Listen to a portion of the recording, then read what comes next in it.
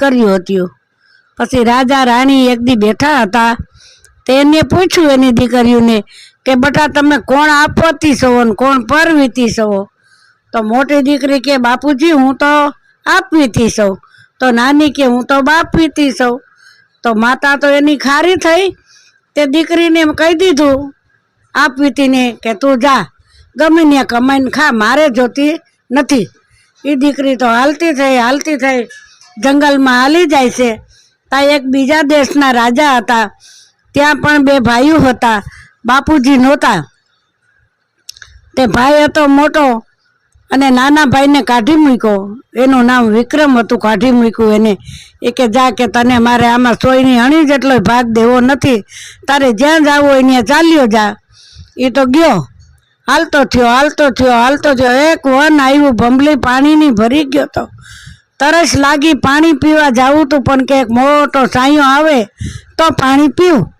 એ તો બિચારો આયલો ગયો, તા એક નાગ હામો જડ્યો, એને વાહે વાદી પકડવા આવતો હતો, એટલે નાગ વિનંતી કરવા માંડ્યો। આગળના નાગ દેવતા બોલતા તો કે અરે ભાઈ વાત માર્ગું, મને તમે હંતાડી દો ને, મને વાદી મારી નાખશે, પકડી લેશે હમણાં અને મને નચવશે અને જ્યાં હોય ત્યાં મને રમાડશે, મારા નામ માથે પૈસા લેશે અને મને તું હતાવા દે। તો વિક્રમ રાજા કે મારે ભાઈ મારી પાસે કાંઈ હતાવવાનું નથી, હું પહેરે લુગડે। તો કે આ તારી ભમલી છે પાણીની, એમાં હું બેસી જાઉં। રાજા કે તમે બેસી તો જાઓ નાગ દાદા, પણ મારે પાણી પીવું હોય તો મને ક્યારની તરસ લાગી છે। તો કે તો હું બેઠો રહીશ તરીએ, તું મને એમાં હતાવા દે। વિક્રમ રાજાએ તો એને એમાં હતાવા દીધો, હરટ કરતો એ તો વયો ગયો। રાજા તો તરસ્યો, હાલ્યો જાય, એક વડલો આવ્યો મોટો, ત્યાં બેહવા જતો તો હવે હું પાણી પી લઉં। નાગને કે તું બારો નીકળ, કે હવે અહીંયા વાદી કે કોઈ છે નહીં, તો કે તું પાણી પી લે ને, કે મારું શરીર ભરે છે ને એટલે હું તરીએ બેસીશ, તું પાણી પી લે। વિક્રમ રાજાએ ભરોસો કર્યો, પાણી પીવા ગયો તા એના પેટમાં એ ઉતરી ગયો નાગ, એટલે તરત ભંભલીમાં વિક્રમ રાજાએ જોયું તો કે હઠ નુગરા, તે મને તને મેં અહીંયા બચાવ્યો અને તું મારા પેટમાં ઘરી ગયો, મારી શું દશા થાય? તો કે તારી જી થાય એ કે। વિક્રમ રાજાને મીંડો વજન લાગવા, એના ઓડલા હેઠે હૂતો ભૂખો ને ધરસો। ત્યાં ઓલી બાઈ જે આપવીતી હતી ને એ રખડતી આવી, ગાંડી બાપા જેવી થઈ ગઈ હતી। આ ભાઈને હૂતેલો દેખો એટલે એમણી આવી કે આ મારી ઘોડે કોઈક દુઃખનો માર્યો આવ્યો છે, એટલે પૂછ્યું કે તમે કેમ અહીંયા હૂતા છો ભાઈ? તો કે મારી તો તું બેન વાત જ કરીમાં, કે મારા અંદર નાગ ઉતરી ગયો, મેં હતાવા દીધો તો। તો કે હું તમારી સેવા કરે, અરે મારી સેવા કરાય, હું થોડો જીવતો રહું? એ કે તો મરશું તો હારે મરશું, કે મારે લગ્ન કરવા, મારે તમારી હારે। એને તો 4 ધૂળના ઢગલા કર્યા, 2 ફેરા ફર્યા, બહુ ના પાડી વિક્રમ રાજાએ, પણ ઓને લગ્ન કર્યા।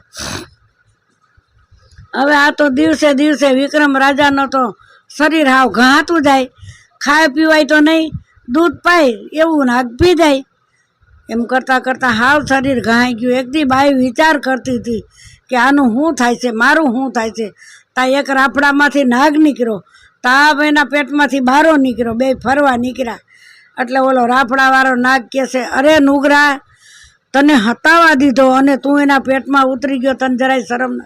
તને હવા શેર ઝેર કોસલા પાય ને તો તારા કટકા થઈને નીકળી જાય, કે તો કે તું કે આટલી કે હવામાન હોના માથે બેઠો છો ને, પણ તને એક ડબ્બો તેલ રેડે ને તો તું એ કે બરીને ભસ્મ થઈ જાય ને, હોનાનું ઢીમ થઈ જાય અને હોનું બધું બહારું નીકળે। એ આ બાઈ સાંભળે।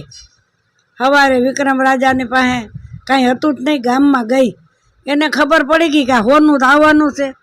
દુકાને ગઈ કે ભાઈ તમે ઝેર કોસલા રાખો છો? એટલે ઓલા, એટલે કે હા બેન, તો કે મને હવા શેર દો ને, તમારે શું કરવા, તમારે પીવા નથી ને? ના ભાઈ કે મારે જોઈ છે, કે મારા ઘરવાળાને બંધાણ છે, કે ઠેક। ત્યાં પછી એક કરિયાણાવાળાની દુકાને ગઈ, 1 ડબ્બો તેલનો દો એટલે તમને હું કાલ પૈસા આપી જઈશ। ભરોસો કર્યો આગળ, એણે ડબ્બો તેલનો દીધો। એણે તો પહેલાં તો કાચલા ઉકારી અને વિક્રમ રાજાને પાઈ દીધા। વિક્રમ રાજા કે મરવું તોય ભલે અને જીવતો રહું તોય ભલે। તા તો માલિકો બટકા થઈ ગયા અને ઉલટી થઈ નાગ બધો બારો મરીને નીકળી ગયો અને પછી ડબ્બો તેલનો રેડ્યો। એ હોનાનો આખો થઈ ગયો બારો આવ્યો એ કે તે મને આવું કર્યું કે હા હોનાનો થઈ ગયો નાગ અને હોનું રાફડો ખોદ્યો તા માલિકોરથી હવામાન હોનું નીકળ્યું બાઈ તો પહેલાં પૈસા દઈ આવી બેયને તમારે જે જોઈએ કે બેન તમારે આટલું બધું મને દ્યો છો ને નાગના કટકા કરી કરી તમારા ઘણાય પૈસા વધે કે ભાઈ નથી જોતા કે તમતાર રાખો કે ઠેક એ તો આવી અને વિક્રમ રાજાને બધી વાત કરી કે આવી રીતે બે નાગ બાંધતા હતા હું સાંભળી ગઈ તો કે તારું તો આખા ભવ સારું થાય કે તું મને પૈણી આવા અદોદરાને વિક્રમ રાજા હતો સોનાવટી નગરીનો એ તો બે ત્યાં રહેશે ગામમાં વિક્રમ રાજા ગયા કડિયાવને કહેવા કે અહીંયા બંગલો બનાવી દો કે તમારે જોઈએ એટલા પૈસા લેજો ભલે એ તો મકાન આલાગ્રામ હિંચકા હિંડોરા બગીચા બાગુ બધી સુવિધા કરી દીધી અને હિંડોરે હિંચકે છે 9 મહિના થયા તો આ બાઈને દીકરો આવ્યો દીકરો મોટો થાય છે અને રમે છે હિંચકે છે 3 જણા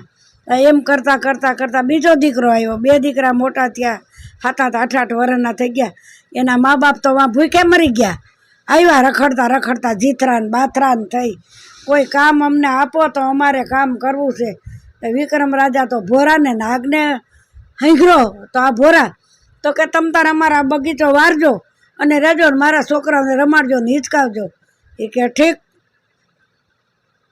છોકરી ન ઉતરી નકર તો વર્તી જાય ને છોકરી એના મા બાપને વર્તી ગઈ કે આ હેરાન કેવા થયા છે મને કાઢી મૂકી કે એટલે છોકરો એક દી કે બા કે ઓલી કે તમે કામવાળી રાખીને એને અમને માર્યું કે કાં તો કે હિંચકો બંધ થઈ ગયો ને એટલે અમે એમ કીધું એ બાઈ હિંચકો નાખ થપ્પડ મારી કે તઈ તું એને એમ કહી દેજે માસી ઓલી હતી ને બાપ કમાઈ વાળી એ કે મને મારતા નહીં હો નકર કાઢી મૂકશું બીજે દી છોકરાએ કીધું માસી મને કે મને માસી ન કહેવાય કે માસી જ કહેવાય કે બીજું શું હોય કે એ કે ઠેક એમ કરતાં બીજે દી છોકરાને હરપટું માર્યું એટલે હેઠી ઉતરી કે તમારા લખણ ન ગયા તમને કાઢી હતી ને હું આપવી હતી સૌ આ તમારી બાપ કમાઈ વાળી છે ને હું આપ કમાઈ વાળી સૌ એને લઈને ફરો કે મારે જોતા નથી કે જાઓ તો કે પગે લાગી તારી ગાય છે અમને રાખ એ કે ના